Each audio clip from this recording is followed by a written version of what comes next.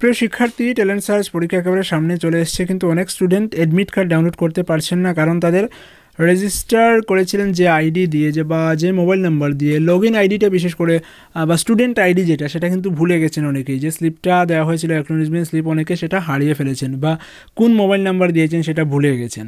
তো তাদের কিন্তু অ্যাডমিট কার্ড ডাউনলোড করতে সমস্যা হচ্ছে, এবং সেই সব স্টুডেন্ট স্কুলেও যোগাযোগ করছেন, কিন্তু অনেক স্কুল থেকে বলছে যে আমরা কী করে আইডি দেবো সেটা তো আমরা জানি না, এমন ব্যাপার রয়েছে। তো এই ভিডিওটা টিচারদের জন্য এবং সেই সব স্টুডেন্টদের জন্য যারা এই সমস্যা ফেস করছেন। আপনারা এই ভিডিওটা টিচারদের গোচরে নিয়ে যাবেন, তাহলে দেখেই বুঝতে পারবেন কীভাবে স্কুল থেকে স্টুডেন্টের অ্যাডমিট কার্ড ডাউনলোড করে দেওয়া যাবে, বা অ্যাটলিস্ট স্টুডেন্ট আইডি এবং মোবাইল নাম্বারটা বলে দেওয়া যাবে যাতে সে ডাউনলোড করতে পারে। কারণ অ্যাডমিট কার্ড ডাউনলোড করতে স্টুডেন্ট, এই যে উপর দিকে রয়েছে দেখতে পাচ্ছেন যে আচ্ছা চলে গেছে, হ্যাঁ, রেজিস্টার্ড স্টুডেন্ট লগ ইন, সেখানে গিয়ে স্টুডেন্টের অ্যাডমিট কার্ড ডাউনলোড করতে হয়। কিন্তু ডাউনলোড করতে গেলে কী করতে হয়, লগ ইন আইডি দিতে হয় এবং পাসওয়ার্ড দিতে হয়। লগ ইন আইডিটা কি, লগ ইন আইডিটা হচ্ছে স্টুডেন্টরা যখন রেজিস্টার করেছিলেন তখন যে আইডিটা দেওয়া হয়েছিল, যেমন 162021 বলে আরও 4টা সংখ্যা ছিল। এবং পাসওয়ার্ডটা হচ্ছে কি, রেজিস্টার করার সময় স্টুডেন্ট যে মোবাইল নাম্বার দিয়েছিল সেটা, সেগুলো ছাড়া কিন্তু অ্যাডমিট কার্ড ডাউনলোড করা যাবে না। সেই ইনফরমেশনগুলো দিতে হবে, তবেই কিন্তু অ্যাডমিট কার্ড ডাউনলোড হবে। তো স্টুডেন্টরা যদি সেটা ভুলে যান তাহলে কিন্তু স্কুল থেকে সেটা দেওয়া যাবে। কীভাবে দিতে পারবেন আমি বলে দিচ্ছি। স্কুলের টিচার যিনি ট্যালেন্ট সার্চের কাজ করেন, তো স্কুলের লগ ইন আইডি দিয়ে লগ ইন করতে হবে। তো এক্ষেত্রে আপনাকে অথরিটি লগ ইন, ডান দিকে রয়েছে দেখুন যে অথরিটি লগ ইনে ক্লিক করবেন।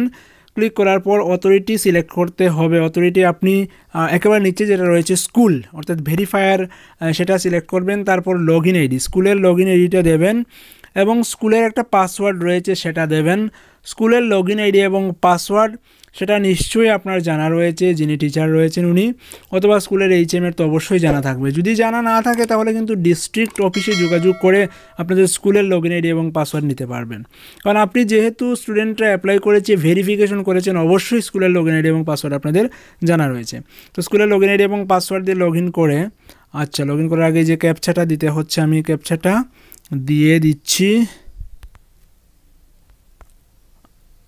ওকে, দিয়ে আমি লগ ইনে ক্লিক করলাম। লগ ইন হয়ে গেল, বাস হয়ে গেলে কিন্তু প্রাথমিক ইনফরমেশন ওইখানে চলে আসবে। তারপর আপনি স্টুডেন্টে ক্লিক করতে পারেন। হ্যাঁ, উপরে বিভিন্ন অপশন রয়েছে দেখতে পাচ্ছেন যে হোম, ফাইল, স্টুডেন্ট, টিচার। তো স্টুডেন্টে ক্লিক করবেন, করে ভেরিফিকেশনে ক্লিক করবেন। স্টুডেন্টে ক্লিক করে ভেরিফিকেশনে ক্লিক করলে যতজন স্টুডেন্ট অ্যাপ্লাই করেছে সবার দেখতে পাচ্ছেন এই যে স্টুডেন্ট আইডি চলে এসেছে।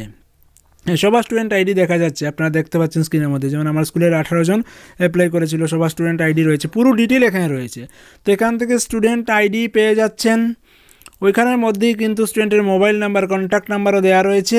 সেই স্টুডেন্ট আইডি এবং কন্ট্যাক্ট নাম্বার দিয়ে কিন্তু আপনি স্টুডেন্টের অ্যাডমিট কার্ডগুলো ডাউনলোড করে দিতে পারেন। অ্যাটলিস্ট ডাউনলোড করে যদি না দেন, স্টুডেন্ট যদি এসে চায় তাহলে স্টুডেন্ট আইডি এবং মোবাইল নাম্বারটা ওকে দিয়ে দিন, তাহলে যে কোনো কম্পিউটার সেন্টারে গিয়ে অ্যাডমিট কার্ডগুলো প্রিন্ট আউট করে নিতে পারবে। আশা করি বুঝতে পেরেছেন, যাদের সমস্যা হওয়ার কথা ছিল আর সমস্যা হয়তো হবে না, বুঝে নিয়েছেন। তো আজকে এখানেই রাখছি, পরবর্তীতে অন্য কোনো আপডেট যখন আসবে অবশ্যই আমি আপনাদের সঙ্গে শেয়ার করব। সেই জন্য SMDN টিউটোরিয়ালের সঙ্গে থাকবেন এবং ধন্যবাদ সবাইকে।